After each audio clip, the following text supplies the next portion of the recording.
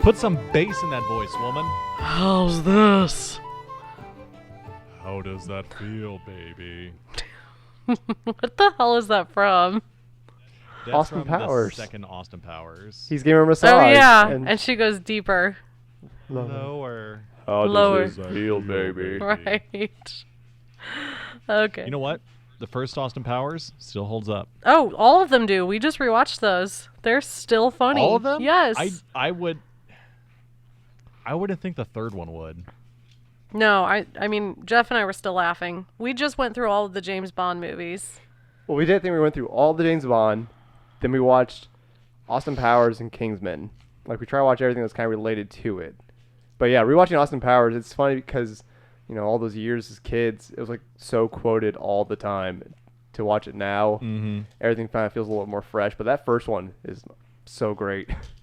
I like And them. all those quotable jokes, like They're I didn't care about those this time around. Like all the actual like good jokes I never caught as a kid are like the best. they're hilarious. Like, I love it. I still laugh is the whole bit with Will Ferrell when he won't die. I've been very badly injured. Or when she mentions that while Dr. Evil was away, they established the military branch of the Red Cross or the Salvation Army. Yeah. So good. So fucking good. I don't know why, but for some reason I can never forget when he is trying to hold the world ransom again, and he's like 100 billion gajillion dollars. Anyway. Um. Hello, Anyway. welcome to Oh Behave, the Austin Powers fan cast. All right, wait. Can you imagine how awesome podcasts would have been if they'd been around for like the 90s? Oh man. It just would have been. Can you imagine Oh, the man. Kevin Smith centric podcast? Like, I know he You mean has. the one that he Yeah, does. the No, one no, he no, does no, all no. the I mean time. one for fans, not Kevin Smith doing a podcast. Just like people like my brother who are obsessed with it. We're trying to keep the baby distracted with Disney, and let me tell you, she's very interested in the cord. So, Disney's not working, but microphone cord is. So, hooray. It's like with cats. You buy a cat like some big elaborate toy, but then like they just jump in the box the toy came in, and they're much happier. Let me tell you, Tetra, our cat, has a box, and it is one of Evie's favorite things. Yeah. She just Our rolls to baby it all the time. is more interested in the box than. So a thing I do with the baby is she likes things that crinkle. So I just gave her an empty bag of Cheetos. We're going to get the CPS called on us. We watch her as she kicks the bag. We It's don't like let her clean. play with it and put it over her head or anything, guys. The kid's favorite toy: plastic bags over their heads. Calm your tits, guys. We're not that irresponsible. Anyway, welcome to Tutor I Hardly Know, or the podcast that's not safe for children.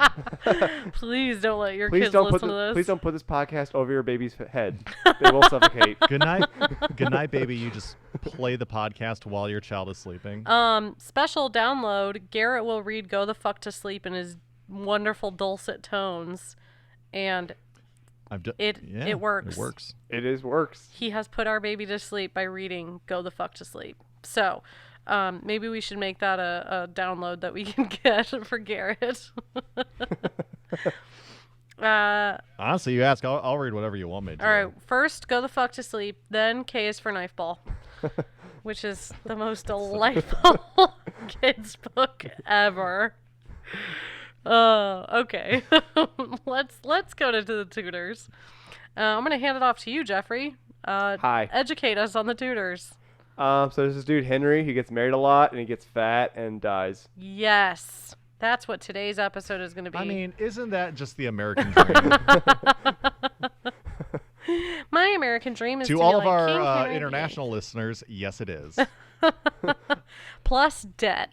Well, I mean, there's a lot of things we can talk about what's been going on and what's going to happen, but we can say that. Do you want to get into the topic first, or do you want to talk about like things that have been going on since the last episode? What's been going on? You rewatched Mary Queen of Scots. Oh, yes, I did. It was good still. And it you still were holds up. apparently tweeting out things I was saying while Yeah, we were but watching. you left after like 20 minutes. I didn't realize you were tweeting so much, or I would have stayed longer. All right, well, we'll just have to watch it again. I went back and saw some things you're tweeting, and I didn't realize there was so much of it. Yeah, it was hilarious. You're funny when you don't know what's happening. Yeah, I watched like the first like 20 minutes of Mary Queen of Scots, and I was making all sorts of random comments. Go to Twitter to see like some of the things I was saying, but yeah, after I read them, like, damn, I actually should have stayed longer. Yep. All right, we just have to watch Mary Queen of Scots again. Oh well. But we did find. I've been going to the library more to get like CDs and movies just because like libraries are free. But we found a Henry VIII miniseries from like early 2000. Yeah, it stars Helena Bonham Carter As Anne Boleyn. and Kate Winslet. And Ray Winstone is Henry VIII. Is our man Hank. So apparently it's like 2 long episodes, and I want to watch it soon. I'm really curious about it. So Garrett, I was gonna watch it. I got really excited when Jeff found it, and I was gonna watch it with him, but we thought you should join us and watch it with us. Okay. So next time you're live in the studio, we'll watch it together. Yep, that's gotta happen. Oof. Okay. Live in the studio. Studio. Anyway. But do you wanna? What do you guys think? Should we move on to today's episode? Yes. Yes, All right, what let's are we rock. learning about today, Emily? To the subject, I do not know what we're talking about. That's fine. So this episode's suggestion came from a listener in the last week, and it was such a cool suggestion that I was like, well, shit, let's do it. We are talking about the wives who were almost Henry VIII's. The women he wanted to marry, but he didn't. The wives that never were. The wives that never were. The ones who survived. And these are the... And these are their tales. The days of our wives. This sounds like Barbara Walters trying to read. I was thinking more like Elmer Fudd. These are the days. I do want to see I do want to see a very cheesy, just like run-of-the-mill soap opera with Henry VIII and the many wives, and they're all God, that would be living amazing. at the same time together, even though that wouldn't have made sense. And Henry's got like a twin brother with an even bigger goatee and, Oh my God, yes. He's the evil. and an eye patch. Oh, there's already an eye patch guy, Gare. My Remember? name is Henry Danger Rex.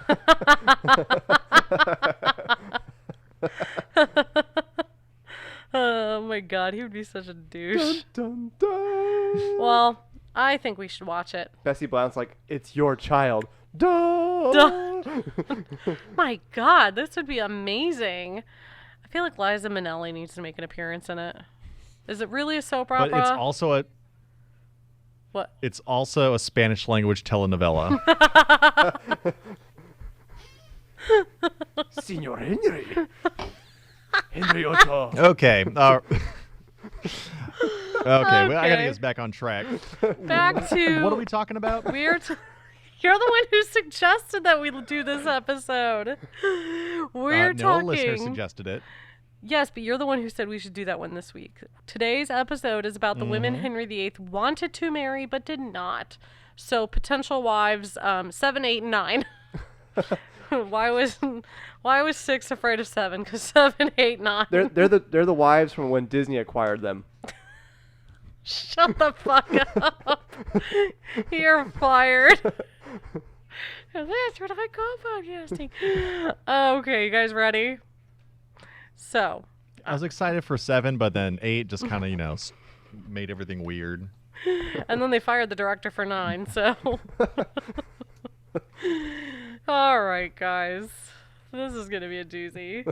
So we all know Henry was really good at being married. Like, really good at it. That's why he did it so many times. He was good at it, or he just did it a lot? He was good at Was it. he prolific, or was he I good? mean, I drink a lot doesn't mean I'm good at it.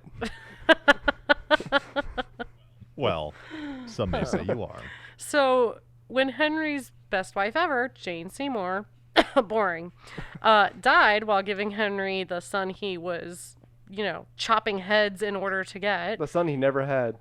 The son he always wanted, and never had. And Henry Fitzroy was off to the right, like, what the fuck, Dad? Papa? He's like Austin Powers and Goldmember. Daddy. So Henry was like, he was crazy in love with Jane Seymour. Some people think that Jane Seymour was the love of his life. So, of course, when she died, he was all torn up for like a week and a half before he started looking for another wife.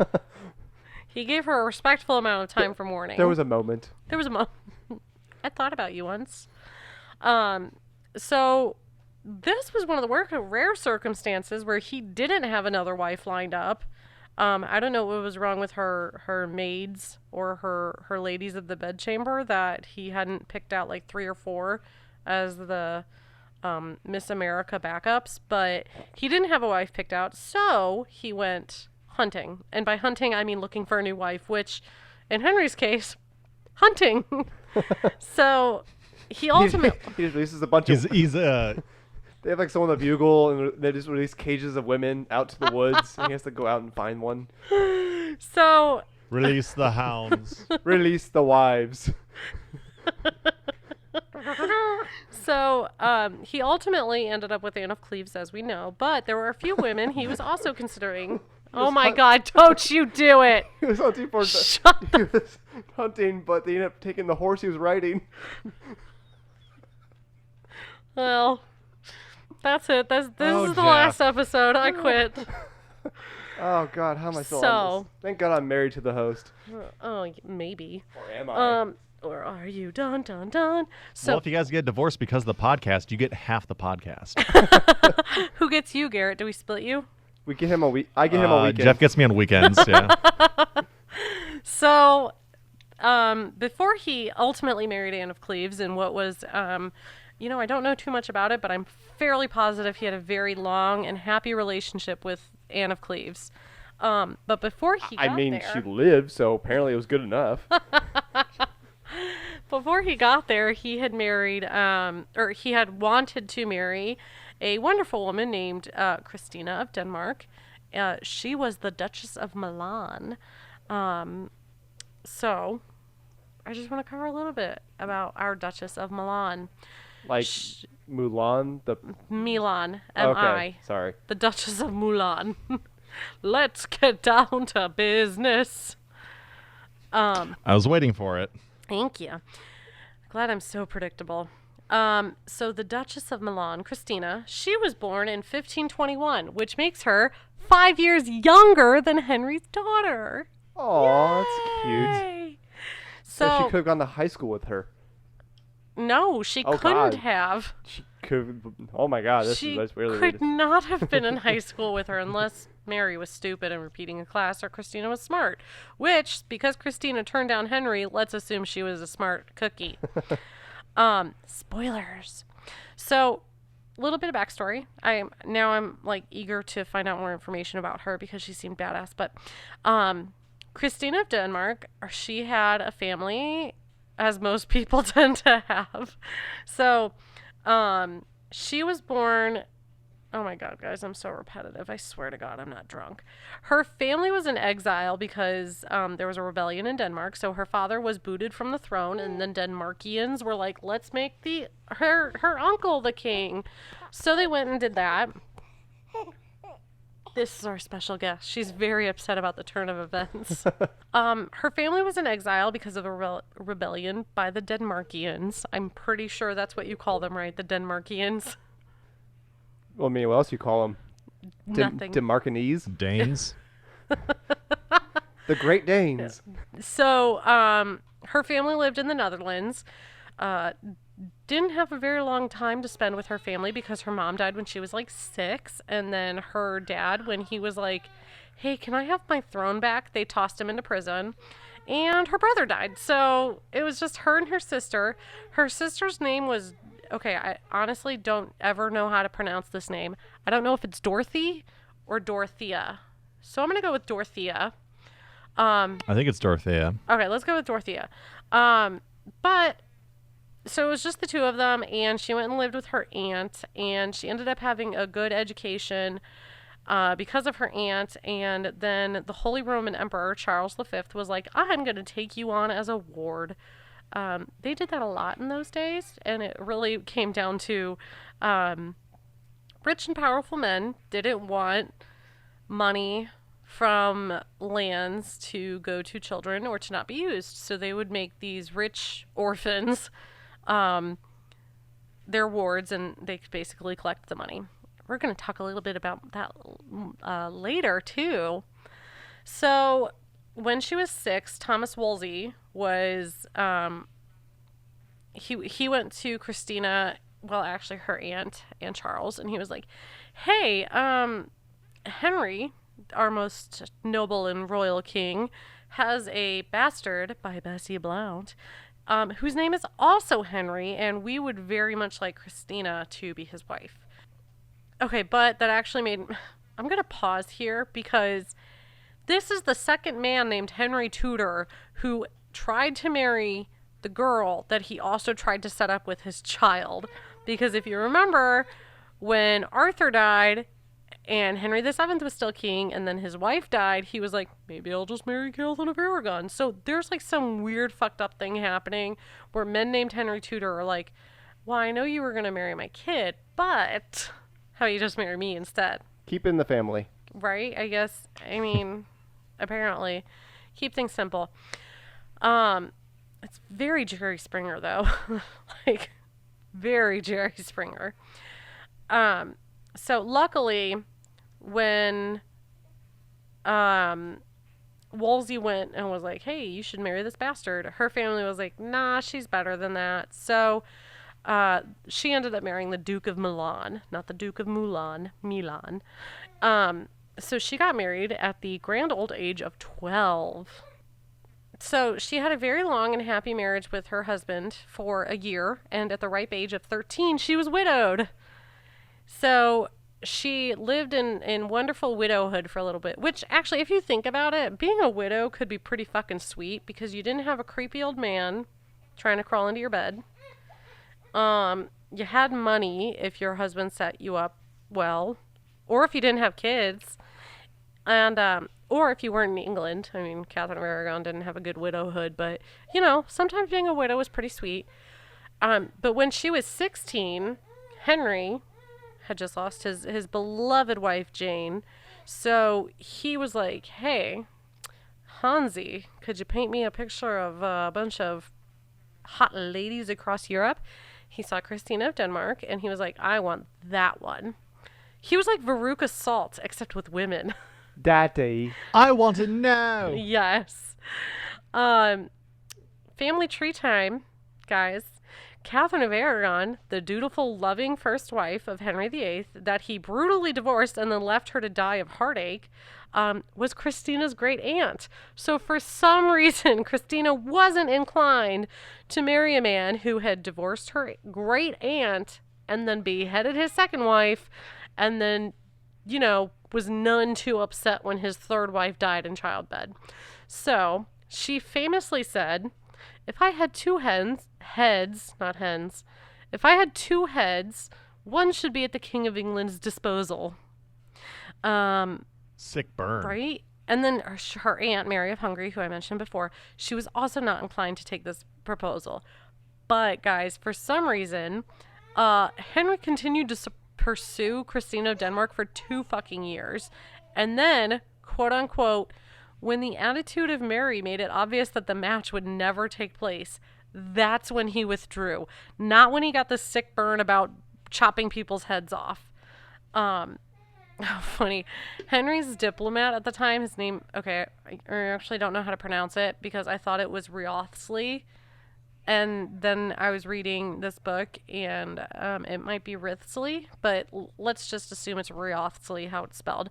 So, he was reported to have told Cromwell after he was rejected again by Christina of Denmark, that their King Henry should fix his most noble stomach in some such other place, which I'm pretty sure was like the 1537 equivalent of There Plenty of Fish in the Sea, I suppose.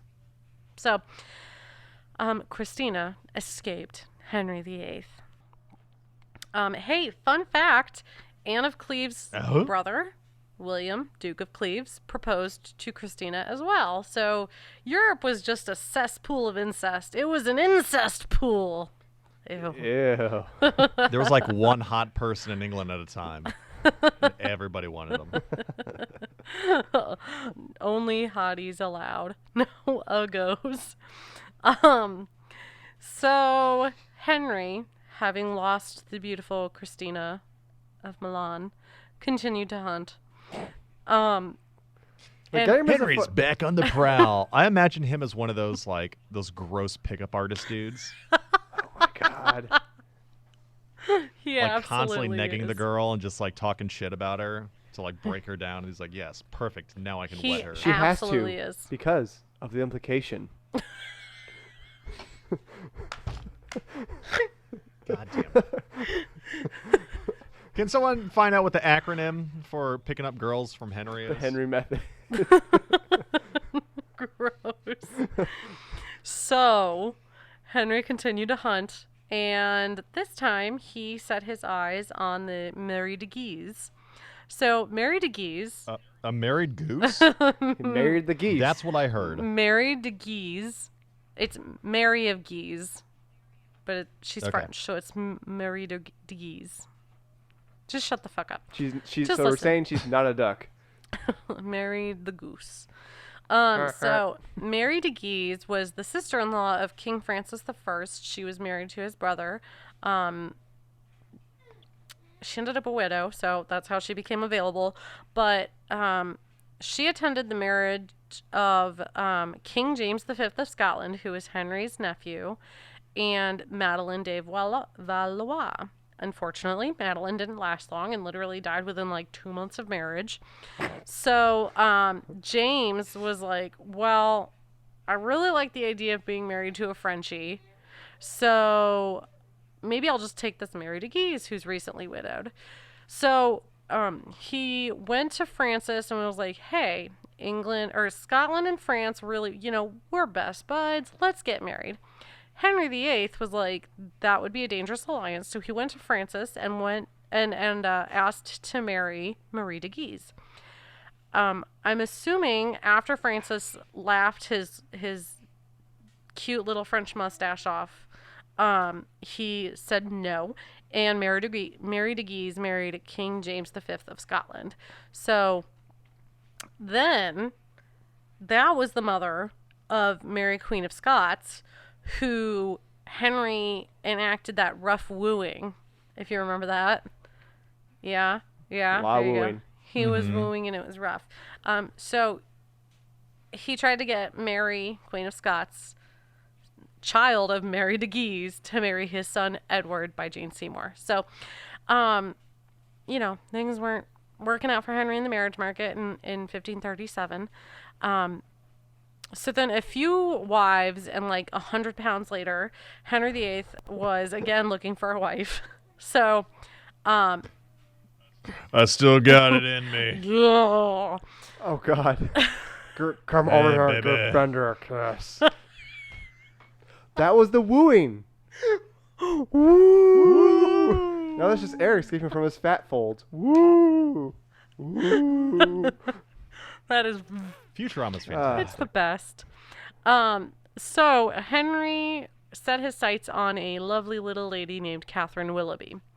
Actually, Catherine Willoughby was in the picture pretty early. She was the daughter of a woman named Maria de Salinas, who was one of Catherine of Aragon's Spanish ladies in waiting. She was one of the few women who stayed in England after Catherine came to England to marry Arthur and then got widowed and marry Henry and then be divorced. It was a whole thing.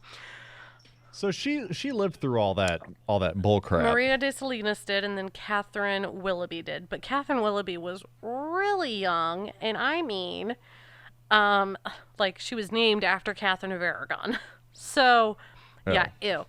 But in 1538, 6 months or less after Jane Seymour died, Henry was reported to be dancing and masking with her. I really hope masking isn't some sort of euphemism. Like a bird mask? Orgy! Like some weird eyes wide shut orgy. Yes. Gross. So, he was... Fun fact, Henry VIII invented the key party.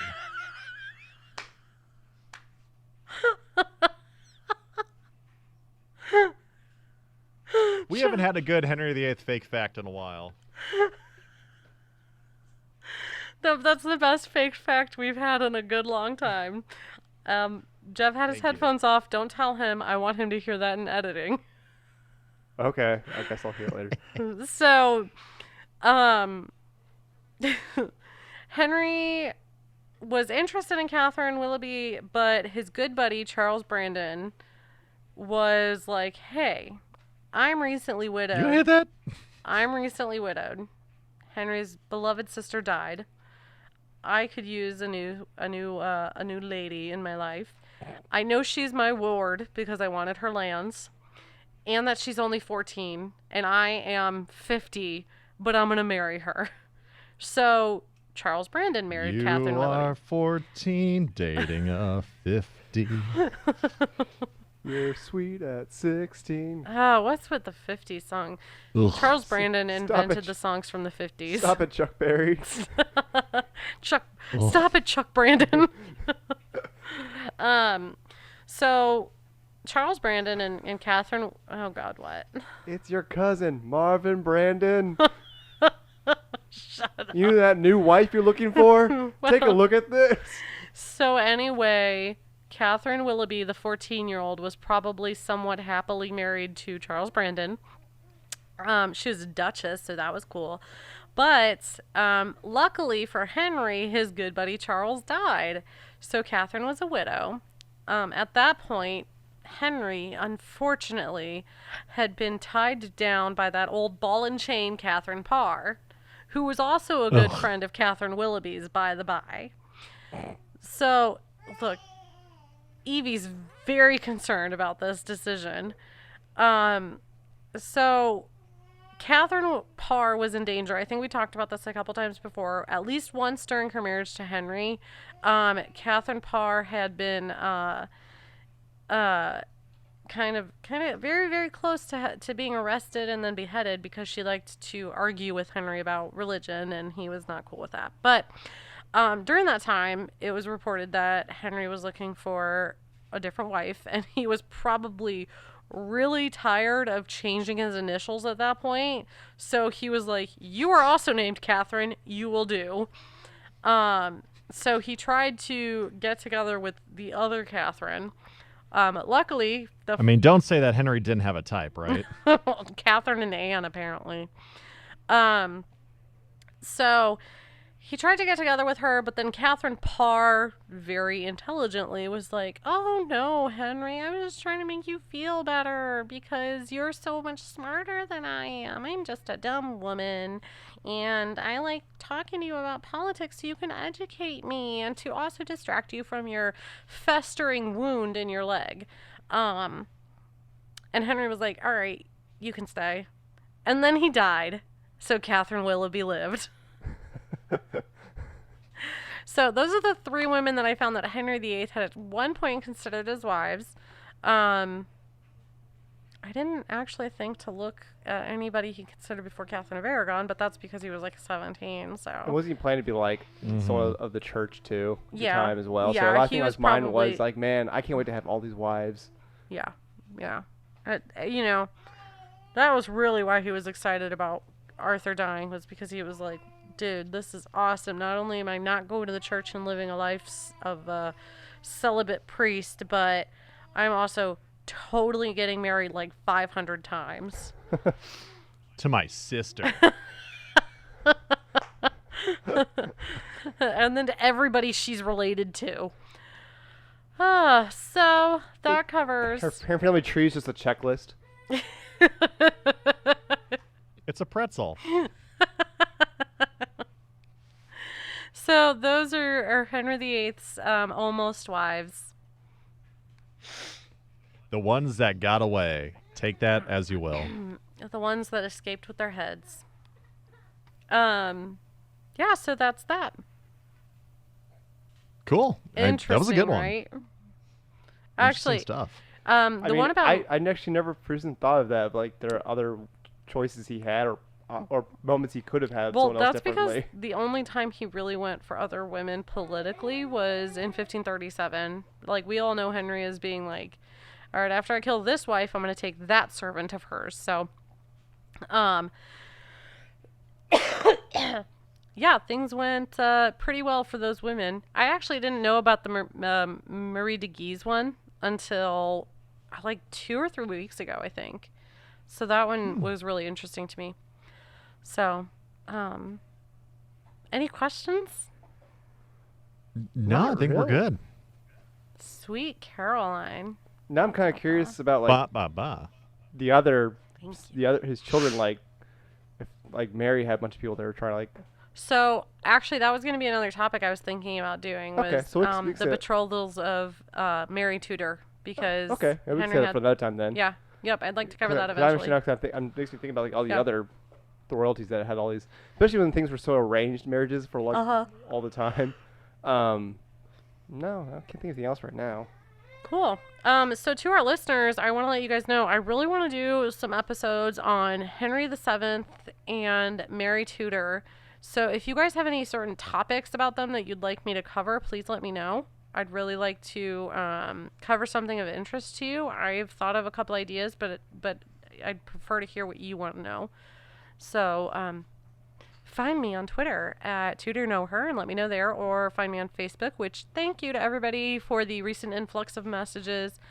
I'm going to be answering some of those tomorrow, which is today, unless it's 3 weeks ago. The one that made me laugh was the one who had the comparison of reality to TV for Charles Brandon. That was delightful. Because I'm going to share that. Because I like the actual like portrait of Charles Brandon. His beard looks like A hairy butt. It looks like a furry butt on his face. It really fucking does. It's kind of funny. So find us on Facebook, as I said before. Find us on Twitter, as I said before. Or you can email us directly at tudorknowher@gmail.com. Right, Gara? That's the one? That's correct. Sweet Caroline. Ba. I think that's it, guys. All right. Awesome. Well, until next time. Okay. Until next time. Divorce Divorce beheaded died. Divorce Divorce beheaded beheaded survived. survived. Goodbye. Goodbye.